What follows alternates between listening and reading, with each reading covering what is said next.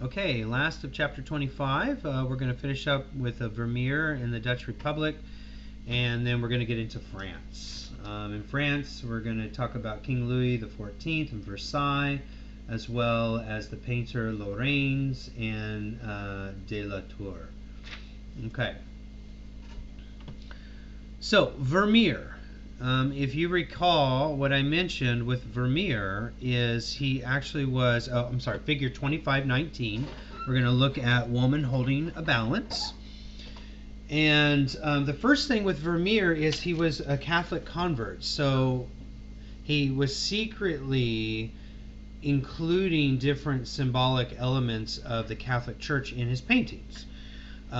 Because he wanted to show his devotion to the Catholic Church, right? But all of his counterparts, all of the painters that were painting during this time with him were Protestant, and they were part of the Reformation. So it really kind of sets him off from the rest of his counterparts. Now, he was a painter, obviously, but it wasn't his main job. His main job was actually an innkeeper and an art dealer. So he had very few paintings done in his life. I think 30 or 35, and I think they're all accounted for. So it makes his compositional style very finite, if you will. So there was not a lot of like time for exploration and such. He kept to a certain type of formula within his paintings. So let me break that down for you. So woman holding a balance. One of the first of this formula of the variables is that he painted for the middle class.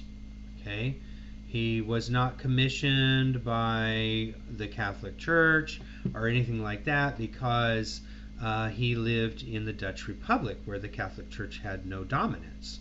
So he painted for the everyday person, or the middle class person that had typically some kind of connection to Catholicism as well, because not everybody 100% was, if you lived in a reformed area of Protestantism, didn't necessarily become Protestant. They still were secretly, or they were still Catholic. Okay. And when he painted for the middle class, he often would paint interior domestic scenes, like we see here with woman holding a balance. And he would paint for the everyday. So he would show depictions of everyday activities in that domestic scene. And he always used a light source from the left. So you can see here with woman holding a balance, the light source is coming from the window, and glowing upon her head and her body, and then down to the table. You can see it again with figure 25.19a, the letter. The light source is coming from the left. And then one more is figure 25.20, allegory of the art of painting. The light source is coming from the left. But we're just going to focus on 25.19, woman holding a balance, to emphasize the importance of the culmination of his style. One thing that he does do is all the angles and the orthogonals that are all of the different edges of the rectilinear architecture, for example, of the table, as well as the framed mirror that's in front of her up against the light source. Anything that has a receding direction back is not going towards she as the character, which is often the case when you have this kind of scene. And again, this is portraiture. Okay, this is a portraiture painting. Again, the Dutch Republic were known for their portraitures, so this is another example of that. But back to the angles, like on the table and on the frame, they're all receding down to a vanishing point towards the scale. All right, so the angles in the architecture don't go to the face or the treasures that are on the table. It goes to the scale. They're all angling towards that scale, and her hand that's holding the scale. And there's a reason for it. First of all, before we get into that, that makes this painting have two focal points. The focal point of light, which is emitting upon her from the light source from the left, and then also the treasures that are on the table. Okay? That's the first focal point. The second is the angles and how they're moving towards that scale. That's the second focal point. All right? And if you notice, and we'll talk about this a little bit here in a second, the subtle glow of the scale reflects the effulgence that is on the image of Jesus in the painting behind her. And that's going to have to do with Catholicism. All right? And what this scale is representing, and it's empty, it's representing that the stuff may, all this stuff like the treasures and even the mirror that's in front of her that she's not looking at, may reflect vanity, which is something that's very part of the Catholic Church, is not to focus on vanity of the things that you have. Have them, wear them, but don't be vain about them. So the mirror, she's not looking at it, so she's not vain. She's looking at the scale, which is empty, and not the treasures, which makes her not vain. All right? So these are subtle Catholic teachings that are found in this painting.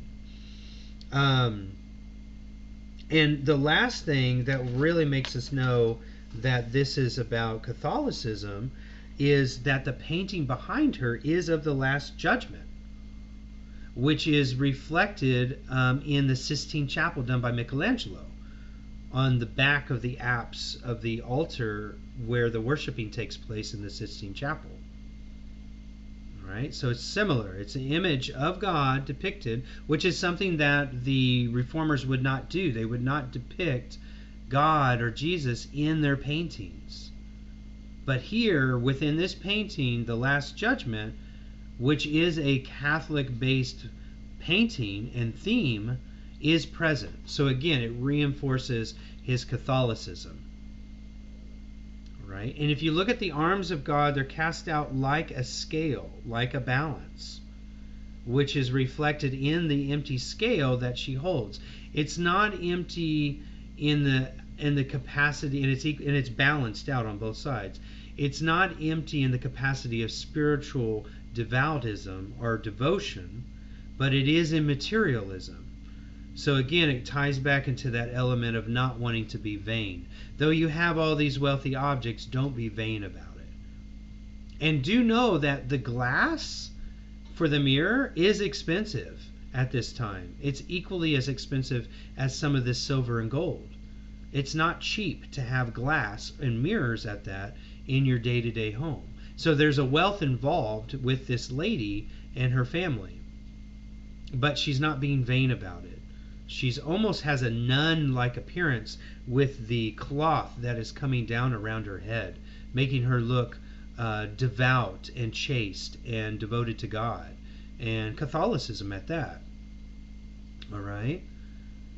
So that's how Vermeer is developing his painting and connecting it with Catholicism in Woman Holding a Balance. All right. So now let's move to France. And we're going to talk about this guy just real quick. It's a portrait by Rigaud, Louis XIV, figure 25.24. Now, what's going on in France? It's all about this guy, Louis XIV. And he considered himself divine. So he thought himself as this divine earthly ruler. All right? And that was his way of being able to organize art and architecture to service the state. So he would use art and architecture as like a controlled propaganda to make the people of France believe that he is this divine ruler. And how he did that, just for one example, is figure 25.26, and that's Versailles. Okay, that is Versailles, and it was made for a park in Versailles. So originally it was this foresty area, and then they built Versailles, the Palace of Versailles, next to or adjacent to this park in this forest. And how it works is from the furthest away from the building, it's kind of loose and more naturally wooded and forest. There's not a lot of control over it. And then as the greenery gets closer to Versailles, it becomes more controlled and geometric. All of the trees are trimmed geometrically. The bushes are trimmed geometrically. And then as you get to Versailles, it becomes more and more geometric, more and more controlled. And then the entryway of Versailles is very controlled and very analytical. And then it moves into the living quarters. And then it becomes more loose again. So it's this temporal artwork, which means that it's always changing. It changes based off of the folks that are walking through it and what direction you take. Either you move out to the very wild foresty area, or you stay within the confines of the geometric orderly gardens of Versailles. That's how it changes, and that's what makes it temporal art, Temporal, temporal. And then also the seasons. When the seasons change, the whole environment changes as well. The colors change in fall, it becomes dormant during the winter, and then it reblooms in the spring. And then it's lush and green during the summer. So that's what makes it temporal art. And that was all intentional, to give this constant revitalization of life in Versailles. So it has the controlled and geometric elements found in the gardens, and then there are going to be gardens that are placed in 4 different quadrants facing Versailles. So let's look at an example of what's going on in the gardens. And there's sculpture in the gardens, and one in particular is the Baths of Apollo. So here, figure 25.28 is Apollo attended by the nymphs of Thetis. And then this is in one of the grottos or one of the gardens facing one of the parts of Versailles. And Apollo is a heavy feature in this because Louis XIV is comparing himself as a divine earthly ruler to these old Greek and Roman gods. All right? So it's intentional. So by having these controlled sculptures, almost as if the gods were captured by Louis XIV, and brought here in sculptural form around the gardens of Versailles, which makes him this ultimate like controller, using art and architecture to show his divine control by placing these old Greek and Roman gods in the gardens, and he's the one who's moving around, and they're all there to cater to his needs visually. So that shows how much he thought about himself as the ruler of France. So these are placed throughout Versailles on different quadrants and different sections of the grounds facing the building. And they were also used to help transition the frozen frontal architecture that's coming from the geometric landscape of the gardens around it to the living spaces. Okay? And what I mean by that, the frozen architecture in the front, is if you look at figure 25.27, this is the Palace of Versailles in the Hall of Mirrors. And it's a very kind of rigid like presentation, very ornate, and it's very elaborate, and there's a reason for that. But it's still very rigid. But once you get past these wall of mirrors and you move into the living quarters, it starts to become more organic and more fluid. Now, 2 things. The reason why it's so ornate is because Louis XIV was Catholic, and he was following the Catholic Baroque style, which is extreme ornamentation and decoration and drama. So he's showing that in the chandeliers, in the barrel vaulting of the ceiling, of the ornamentation on the surface of the walls, and then also the expansive use of the mirrors, which gives more. When you have mirrors, for example, let's say you had mirrors in your bedroom, it makes the room look much bigger. So he's making the Palace of Versailles look much bigger by having these wall of mirrors all the way down. Okay, so that is very Baroque. And we can't forget, we can't stop talking about Baroque whenever we're discussing this artwork, because that's what chapter we're in. Okay, so that's what makes it Baroque. There are these mirrors. And now what makes it a Catholic Baroque is because of the ornamentation and King Louis's connection to the Catholic Church. All right. With the sculptures that we saw, sorry to bounce around so much, but the sculpture that we saw with figure 2528 is it created multiple focal points to show these clustered sculptures and baths around Versailles.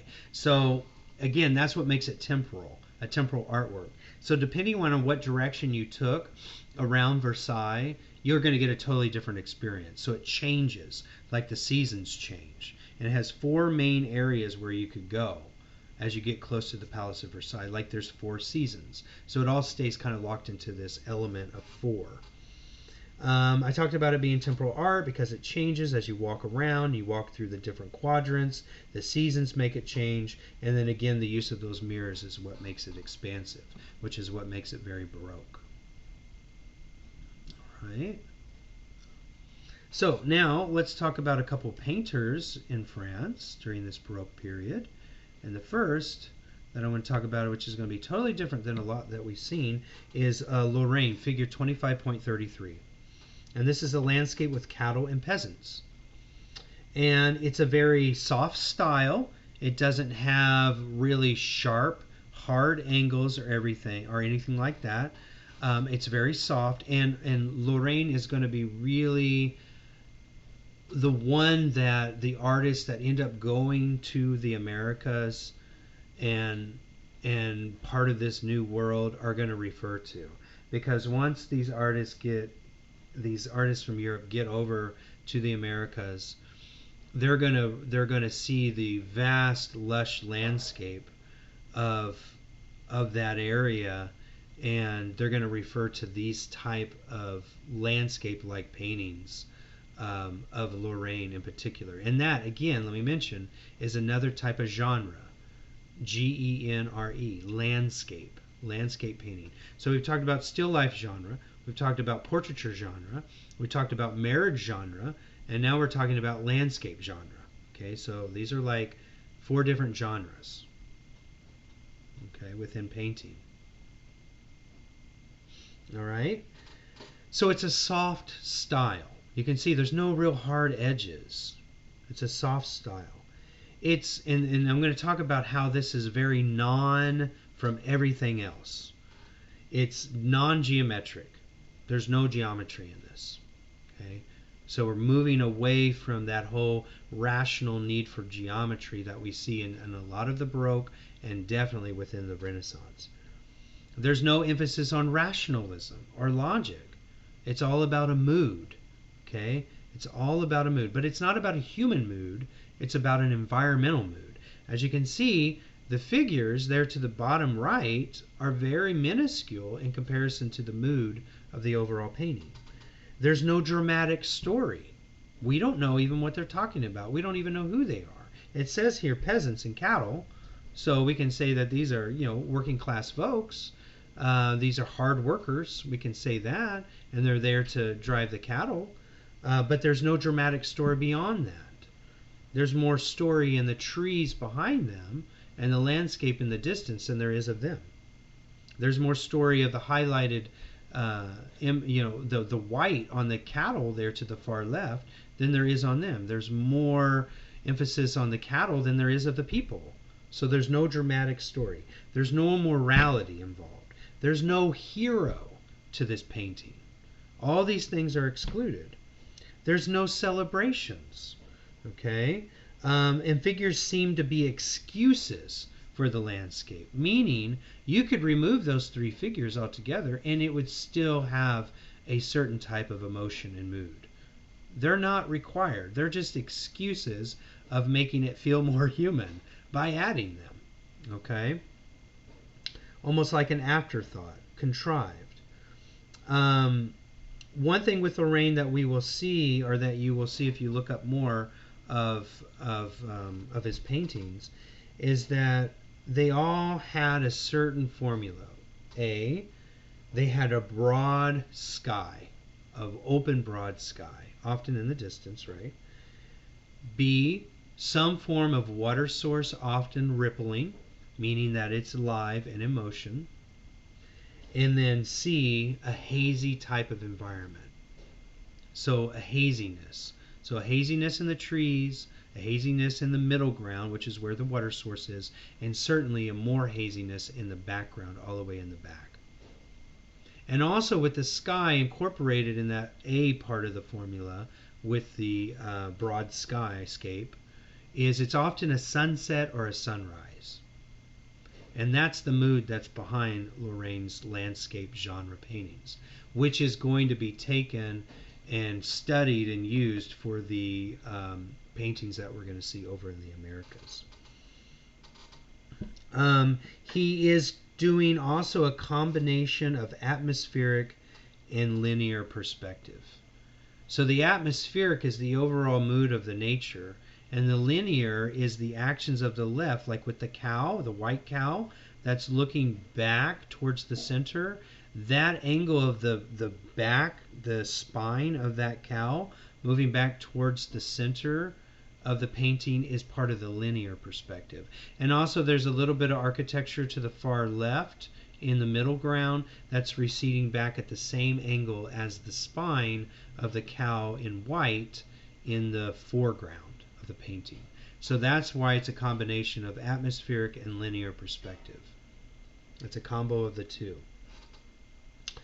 And Lorraine gave value to light by adding tiny, painstaking brushstrokes of white.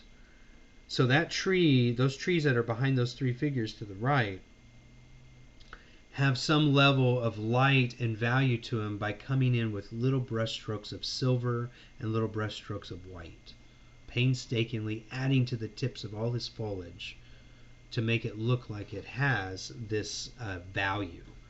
All right. If he didn't do that, it would just look like a big murky blend of brown and green. But when he comes in with that silver and he comes in with that white, it highlights the value, as if there's a little bit of light shifting from the horizon, cutting through the tree to give light to that area. Okay. So let's finish up real quick with De la Tour, which is a very unconventional painter at this time as well. And remember that Catholicism was very much followed in France. So we do have these religious Orthodox themes that are based in Catholicism. And figure 25.36, Adoration of the Shepherds, is an example of that. But he has a very different approach to these biblical paintings that are supposed to express emotion, and this is how. So again, France was Catholic at this time. The Protestant Reformation did not make its way into France very much, so a majority of it was very Catholic. You will see religious themes from time to time throughout the French art, and this is an example of that. And it will suggest Caravaggio again. All right, so you'll have that tenebralism and that dynamic shift of shadow and light that you can see here. You can see with the figure that is covering the light, the candle to the far right is shrouded in darkness on his back, but then it suddenly shifts into the light source that's radiating out from the candle. So Caravaggio, who originally started in the Italian Baroque, which the Catholic Baroque area, and then into Spain, which is a Catholic Baroque area as well, is finding its way into this French Catholic Baroque painting, Adoration of the Shepherds. But what De la Tour is doing here that's a little different than anyone else, he has some new techniques that haven't been seen before. That is shrouding the light by hand. So instead of having that light source visually available to see, it's covered up, creating a whole new layer of depth that hasn't been done before. and creating a highlight upon the figure that is holding the candle, right? Giving emphasis to that individual. One thing that makes this very interesting is that it feels like a genre painting. And again, a genre painting is activities of the everyday, right? A marriage, a landscape, a portrait, a portraiture. These are things that are emphasizing actions on the everyday, things that are happening to humans on the everyday basis. Interactions with landscapes, interactions with environments like nature, interactions with yourself in a self-portrait and a portraiture, and your actions with others within a portraiture. So that's what genre is. It's an emphasis on the taking care of the everyday. And how he's doing that here that makes this seem like a genre is that there is no distinction on who is who. There's no distinction on who's the shepherd. There's no distinction on who is Mary. There's no distinction on who is Joseph. There is an infant, newborn, so there's an emphasis on he being the newborn Jesus, of course. But everybody else is ambiguous, which is what makes it genre. And they're cladded in so much texture that it almost makes them seem as if they are peasants, which is something that is a new invent in regards to painting as well. And that's what makes it verge on the edge of being a genre painting versus a religious painting. If it wasn't for the title that he actually gave it, Adoration of the Shepherds, if it would have been untitled, it had a different title altogether, we might have just considered this, as art historians, the scene of a newborn baby and have nothing to do with Jesus at all. That's how genre based this painting really is, based off of those techniques. Because there's no use of any religious symbolism, which is very common with the Catholic Church. There's some element of religious symbol, like at least a subtle halo or effulgence that is surrounding the Christ child. But he chooses to cover the candle with his hand, which takes away from the idea of this effulgence glowing from him, even though he does have this lustrous look to him because he's cladded in the halo, or cladded in the candlelight. Okay, so lots of new kind of very personalized styles and techniques that he's using to get the adoration of the shepherds story kind of present in this narrative. They look like devout, ordinary people, like I mentioned. He also eliminated motion and emotive gestures, and it's all about the mood of the light. So typically with adoration paintings, Adoration of the Shepherds, Adoration of the Magi, there's a lot of activity that shows emotional gestures towards the newborn Christ child. But here they're all very solemn and very reserved, and the mood is all about the light and how that light is casted down upon the newborn child. So it's a totally different mood altogether. And what De La Tour is doing is he's combining the classical composure that you would see in the Greek and Roman and Renaissance painters, that classical composure, that rationalism, that calm logic, with spiritual fervent, so the idea of this candle being the light source that's radiating upon Jesus first, and then also that genre realism. So taking the everyday folks like you and me and having them as the main elements of narrative disposition in the painting versus specific individual looks that were very conventional and traditional throughout Catholic paintings leading up to this time. All right, so I'll leave you at that. That's De La Tour, Adoration of the Shepherds, and that will be week 2.